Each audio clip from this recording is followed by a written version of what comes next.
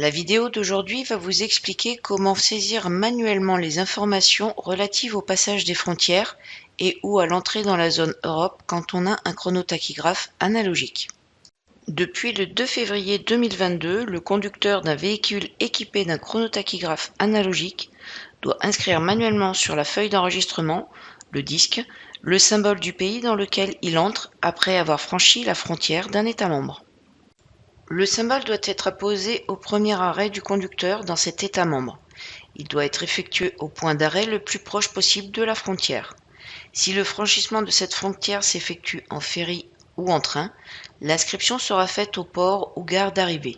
Attention, ajouter une information manuelle à certains endroits du disque peut entraîner des endommagements. Les images suivantes indiquent comment référencer sur le disque le passage de la frontière. Si vous choisissez cette façon de faire, vous devez impérativement rester entre les deux lignes, en indiquant l'initiale du pays. B et D.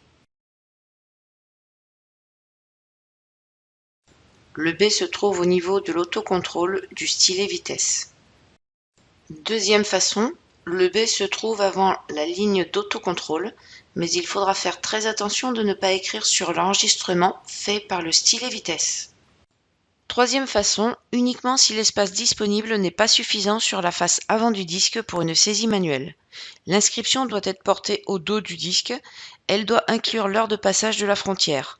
Cette heure doit être inscrite au format 24 heures, exemple 20h30 ou 8h30 PM, et le pays, ici LT, pour Lituanie.